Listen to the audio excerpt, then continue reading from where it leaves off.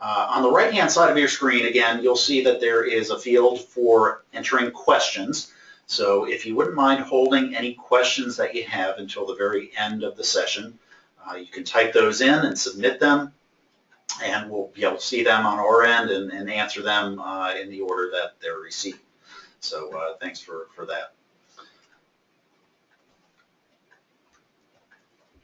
So what we're going to be doing is talking about mazes.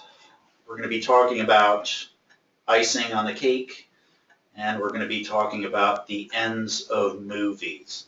Okay, so you're probably wondering, how does this fit with SBIR and STTR? But we'll find out how they do fit in a couple of minutes. So the official description of the federal funding mechanisms, SBIR and STTR, is the following. But pay close attention to the words that are bolded and underlined, as those are the key differentiators between this mechanism of funding and many of the other government mechanisms of funding. So SBIR and STTR is a non-dilutive federal funding mechanism to help small businesses develop and commercialize innovative solutions to existing problems that the feds are interested in, and presents a significant market potential. Okay? So remember, this is non-dilutive funding, doesn't have to be paid back, and the government's not taking an ownership stake in your company or your technology.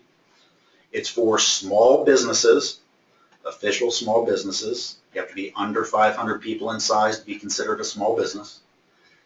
It's for commercialization, actually selling of a developed technology at the end of the project, and it's for innovative solutions that have a significant market potential.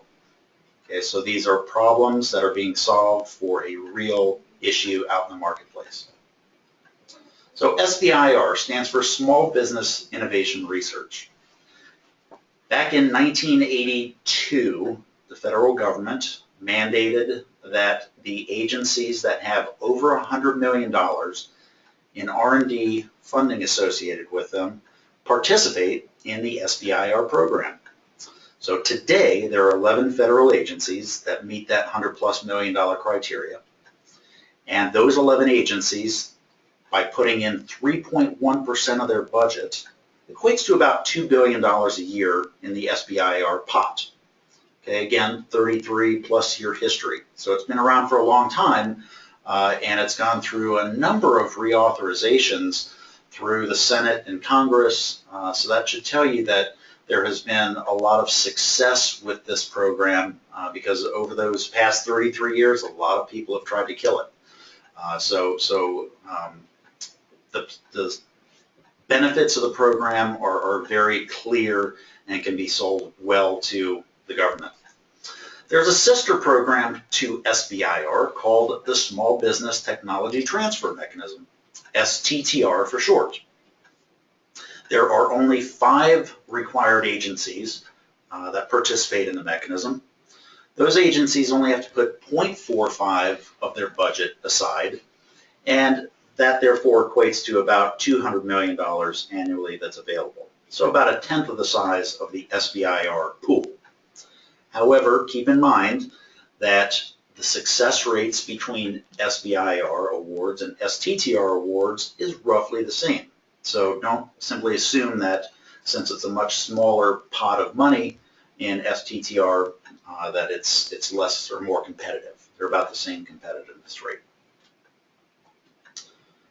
So of those 11 agencies that participate, here's a breakdown of who provides the most funding. DoD puts in about $1 billion of the $2 billion, so they are the big player in the field. NIH comes in at second with about $620 or so million. NSF comes in third, all the way down to the Department of Education that puts in roughly $15 or $20 million a year. So there's a great variation between amounts of funding and therefore areas of interest that these agencies have. So both SBIR and STTR are 3-phase programs. Okay? What we like to say and work with our clients on is helping them to understand that you really need to be thinking about this three-phase program starting at the end, okay, starting at the end of the program. So what's the end? If we think back to what we just talked about a couple of minutes ago, the end goal of these funding mechanisms is to develop a novel, innovative solution to an existing problem, okay? So that is the end goal of SBIR and STTR. So if you're thinking about this mechanism for the first time, be thinking about what is that problem that we can solve, and then let's start working backwards from there to say, okay, what do we do right now to help us get to that end product that we want to commercialize?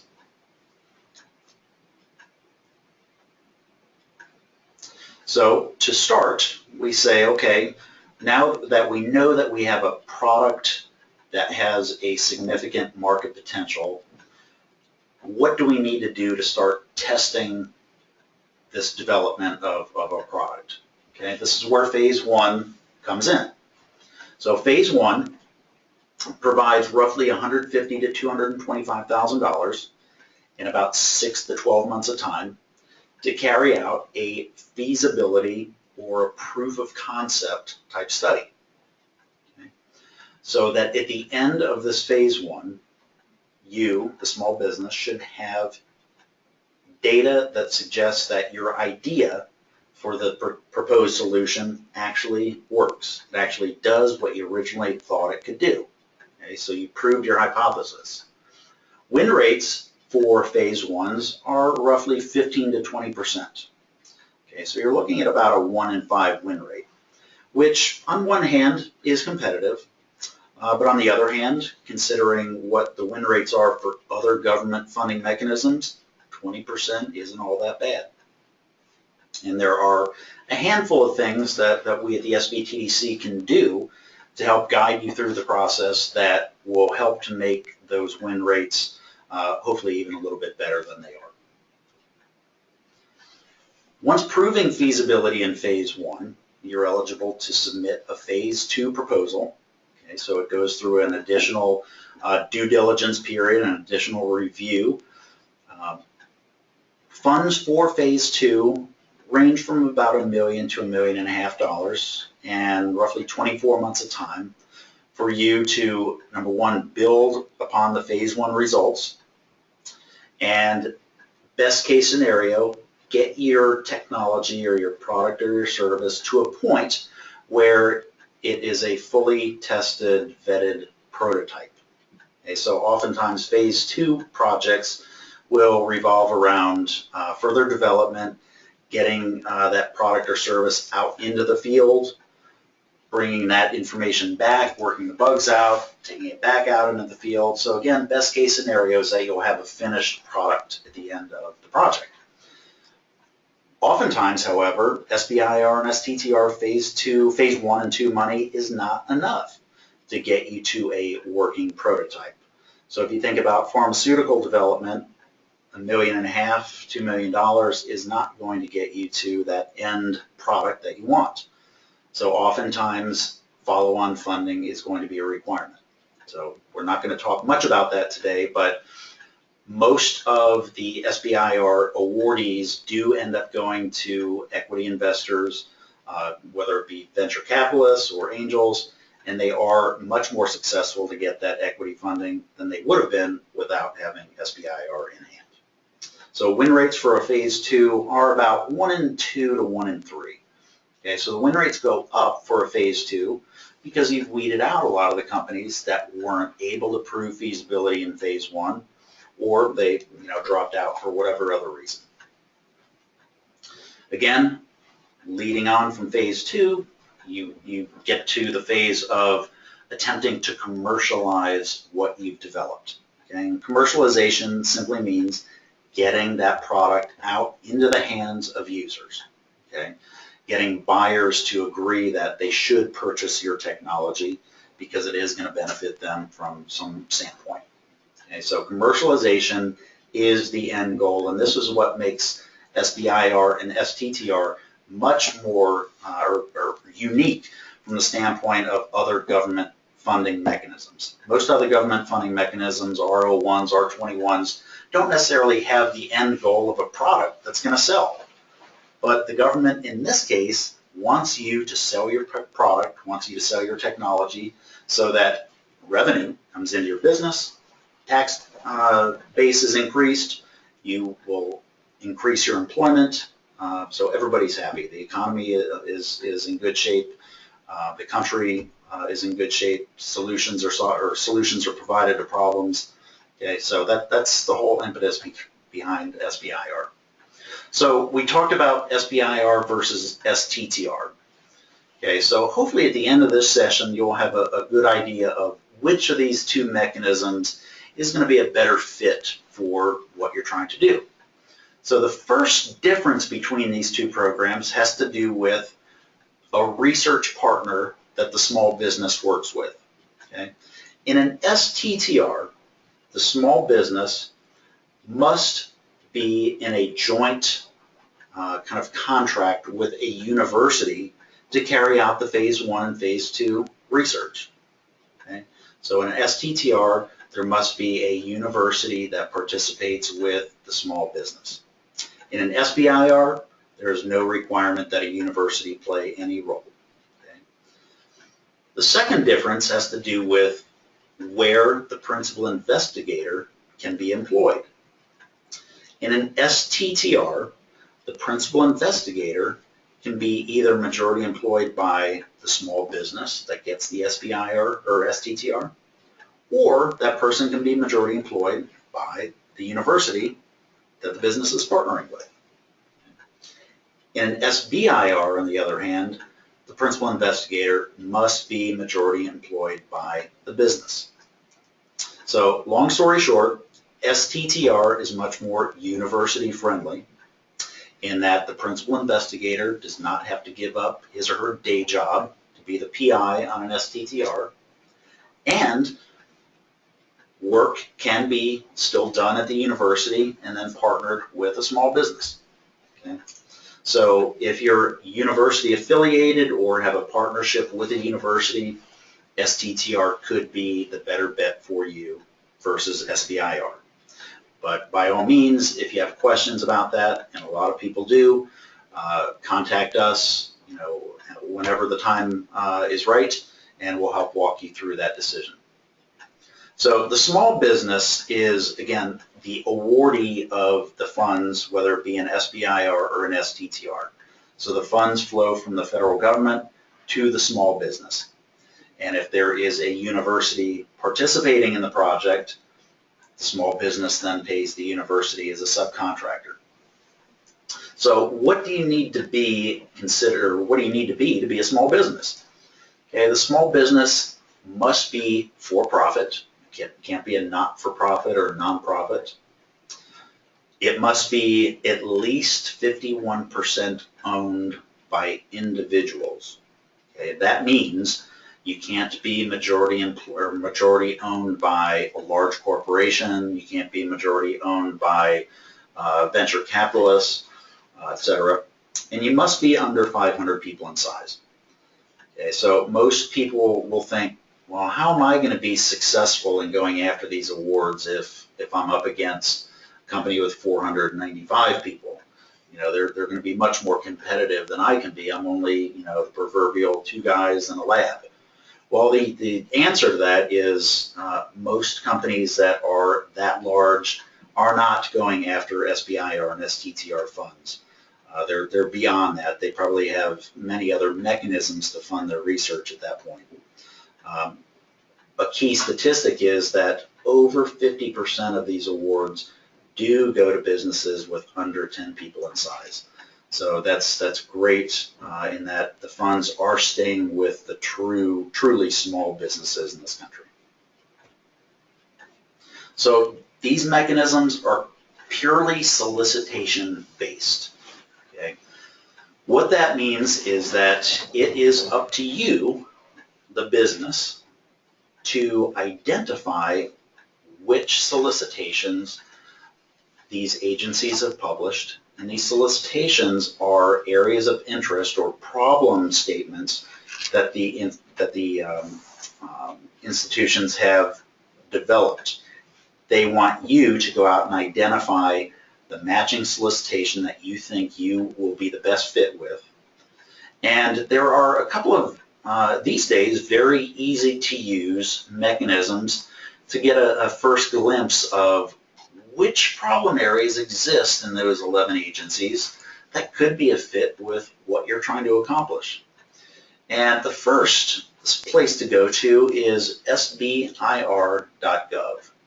This is a much improved website compared to what it was even a year ago. They've done a really nice job compiling everything you need to know about SBIR, including currently open topics. So you can see on the left side of your screen, the red circled area shows a link for searching of open solicitations, future opening dates, and closed solicitations. So the point of this, obviously with open solicitations, is to see which agencies are currently accepting proposals for particular topics. And then searching for closed solicitations is a great way for you to identify in the recent past who had an interest in what I'm doing. So even though a particular agency doesn't have something open today, you might see that they did have something that was closed, and it's quite possible that they'll have a similar interest in the next opening round of solicitations that they have. So SBIR.gov, a great place to start.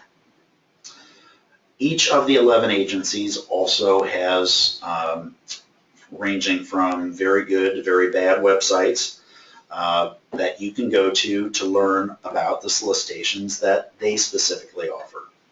NIH has, over the past 2 years, done a really nice job of revamping their website. Very easy to use, user-friendly.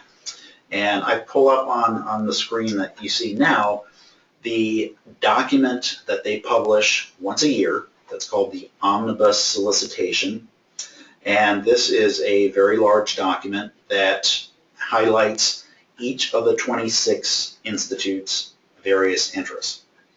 Okay, so you can go to this link on the screen and it will pull up the large PDF, and you can scroll through it and see which of the institutes' interests could be a fit for you. NSF, another very good website. Instead of publishing 26 different institutes worth of solicitations, they break their areas of interest down into, I believe, 10 topics. And based on these different topics, you can click on each of them and see what the various individual interests are at the agencies. Okay. Before we move on from the solicitations, I'll mention that there are two schools of agencies. There are contract agencies and there are grant agencies. The two that I showed you, NIH and NSF, belong to the school of grant agencies. Grant agencies publish solicitations that are very broad. Okay, so they're publishing areas of interest that perhaps a lot of different solutions can fit into. Whereas contract agencies, on the other hand, like Department of Defense, NASA, their areas of interest are very specific. So they've done some legwork to identify very specific problems that they have in the field, and they're looking for you to bring very specific solutions to those problems. Okay, so as you search for solicitations, you'll see a broad range of very wide open solicitations to very detailed. So what do you do after you identify a handful of solicitations that could be a fit? Okay. Think of the agency that you're submitting to as the buyer or the customer of your proposal. So what do you do as a business to figure out if your product is a good fit with your customer? You go out and do some research to make sure before you develop and sell your product that your customer likes it. So the first thing to do after you've identified a handful of solicitations is to send an email to each of the program managers, linked with the solicitations he came up with, email them a quick overview of what you're trying to accomplish in a phase one, and then follow up that email with a phone call. And I can't tell you how many people don't take the opportunity to have that phone call with the program manager. Now, there are probably 100+ different program managers across all of those 11 agencies. There are some very communicative ones and some very not communicative ones.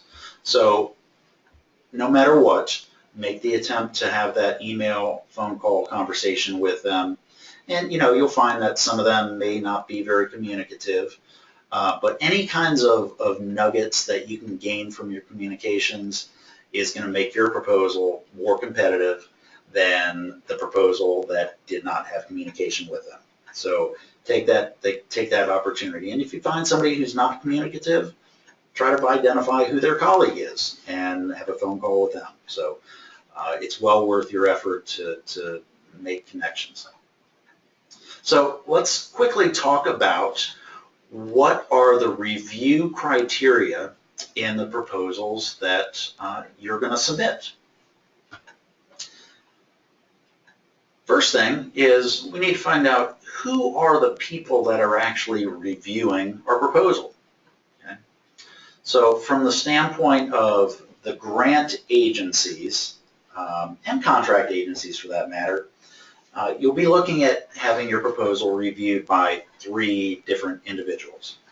And the 3 different individuals are likely going to have various backgrounds. And the backgrounds are likely going to be one that's academic, so academic researcher oriented. One that is perhaps a less academic and more business oriented researcher. And the third person is going to be more business development oriented. So the first 2 will be looking very stringently at the research that you plan to carry out, that you're suggesting. And the third person will be looking at more of the product innovation commercialization standpoint. So that means that you have to do a very good job of covering both research, science, and business commercialization. So the 5 review criteria, and this differs a little bit or is different from one agency to another, but from a high-level view, you can expect that they're going to be looking at 5 different criteria. First, significance. Second is innovation. Third, the approach that you plan to take, or the research plan that you plan to carry out. The 4th will be the investigators/team. And 5th will be what's the environment that's surrounding your project. So we'll talk about each of these 5 right now. So criteria 1 is significance. And keep in mind that both SBIR and STTR follow these same guidelines. So when I say SBIR, it means both. First criteria, significance. In the significance section, you are going to be answering the question of what is the pain in the marketplace? What's the big problem in the marketplace that you suggest you're going to produce a solution for? So when you're writing your proposal, don't just assume that the 3 reviewers that are reading your proposal will have a very good understanding of what the problem is that you're trying to solve. Doesn't mean that simply because NIH or DoD has selected particular people that they have as good an understanding of the problem as you do. So take a step back and make sure that somebody like us at the SBTDC, who may not be technical experts, can understand and get a handle on what the problem is that you're trying to provide a solution for. So who cares? Okay, how important is the problem? And at the end of this section, you should have a pretty good idea of, is there actually a market for your product? And if you have a difficult time identifying That there is a market, well, it may mean that you know, the road you're trying to go down with your development effort may not be the right road. So that's where we can come in, and again, SBTDC can help strategize with you about this. So you need to identify and explain and school the reviewers on why is this problem important. Second criteria is innovation. Some people have somewhat of a difficult time deciphering between what significance and innovation is. But if you think about it, looking at these following bullets, they are very, very different criteria. So innovation is you explaining to the reviewers why your proposed product or service or technology is novel. How is it new? Okay, how is it better, faster, cheaper than what exists on the market today? Okay. So also, if your technology is indeed innovative and novel and hasn't been developed before, there's a likelihood that you are going to develop some intellectual property as a result of the work you do. So intellectual property, it can be patents, trademarks, etc. So in this section of your proposal, you should explain to the reviewer how you plan to protect any intellectual property that's developed from this research. Sometimes clients will come to us and say that they have an existing technology that they are looking to apply to a different problem or to a different marketplace. That is absolutely fine, but there is an important point that you need to make clear to the reviewers, in that you are still developing an innovative, novel solution. Okay?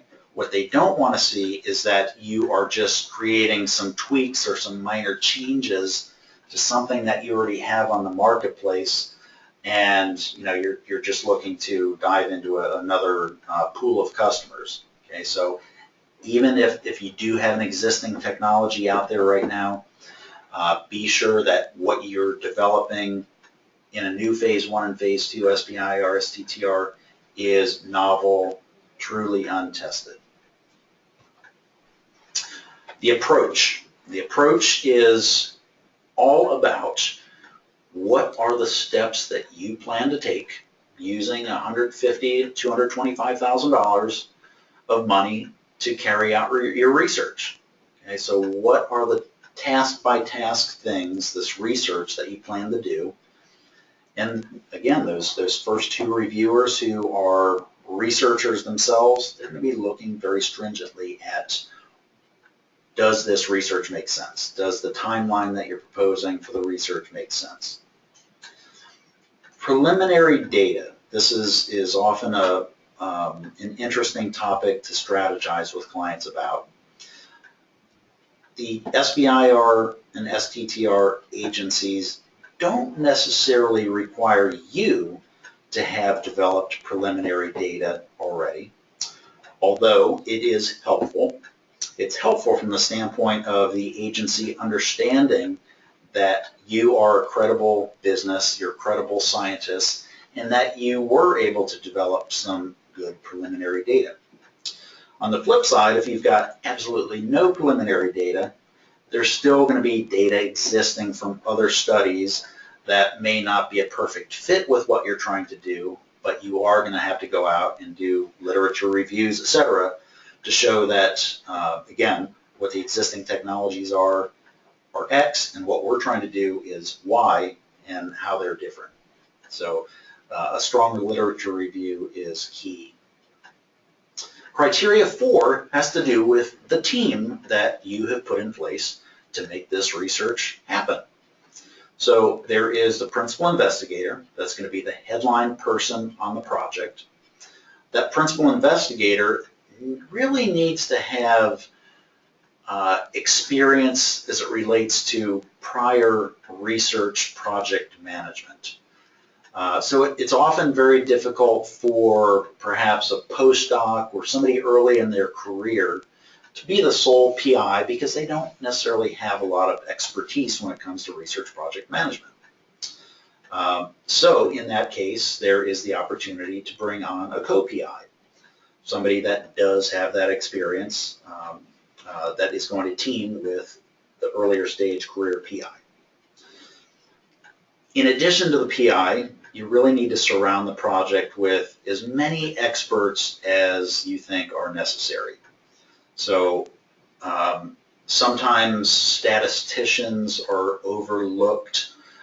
Sometimes, again, research or data analysis people might be overlooked. So be thinking about all of the people and all of the expertise that you need to have to make it a complete project from day one to the end of the project. And your budget for phase 1 and phase 2 can help cover the expenses of all of those salaries. And finally, research criteria, review criteria 5 is the environment.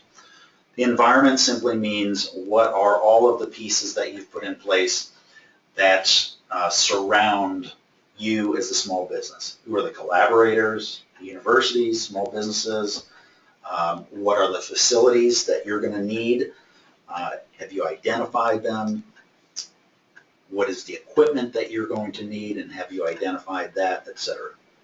So that is also very important.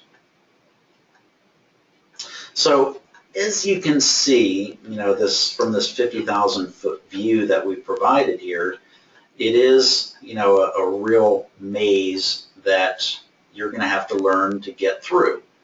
And here at the SBTDC, we're here. Our goal in North Carolina is to walk you through that maze so that it is less cumbersome.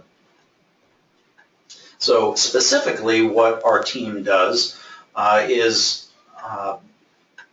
the biggest benefit that we can provide is through what we call one-on-one counseling. And that is simply working with you, sitting down one-on-one, whether it be in person, email, over the phone, to really strategize with you, help answer questions that you've come up with, and really make it a straighter path from idea that you have today through submission of your proposal. Now, we're not consultants. We don't actually write proposals for you, but consider us guidance counselors or advisors. We're here to walk through the project with you, give you recommendations for then you to act on. And keep in mind that the services, our counseling services, are no charge. The SBTDC is funded in part through the state of North Carolina, and that is matched by the federal government on the Small Business Administration side. So it is truly your tax dollars coming back to assist you as a small business. Prior to submission of your proposal, we are available, if time allows, if you've given us plenty of leeway time to review your proposal, we're happy to do that. Now keep in mind, we're not going to be providing technical commentary, but we will be providing commentary on, are you telling your story as clearly as you can be? So that's what we call grantsmanship. And finally, we're here to provide referrals to service partners. For example, attorney firms, patent attorneys, etc., accounting firms, etc. So we don't provide those services in-house. We don't necessarily have relationships, business relationships with these service providers, but we do keep tabs on which are the ones that our clients have used successfully, and we're happy to pass those names on to you as needed. And finally, some icing on the cake. Back in 2006, 2005, the Board of Science and Technology, which was part of the Department of Commerce, developed a match program. That match program has been alive for most of the years between 2005 to present. This year, fiscal year 2016, the match is alive, and it is providing $50,000 matches to North Carolina companies that have received a Phase 1 award from one of those 11 federal agencies. There are a couple of criteria that you need to meet to be eligible for this money. You must be headquartered in North Carolina. You must be doing the majority of the work, the research in North Carolina.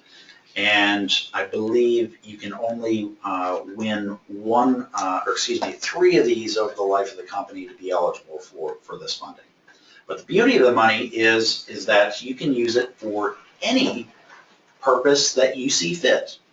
Whereas the federal SBIR, STTR money must be specifically used for the research that you're carrying out. The state money can be used for business expenses, like helping to pay for patent expenses, consultants, accounting firms, market research, etc. So it's a great mechanism that really helps to spur or help get you through some of the business challenges that you're going to face if you do get a Phase 1 and Phase 2 SBIR. So here's the team, our technology development and commercialization team. There's myself, Nicole, who is the director of our team, Chris, who handles from RTP West, and Mike, who handles RTP East. So no matter what your technology is, none of us necessarily are industry specific. Each of us does bring industry experience. However, when we work with clients, we're not linking you up with one of us just based on industry. So we're all happy to work with you.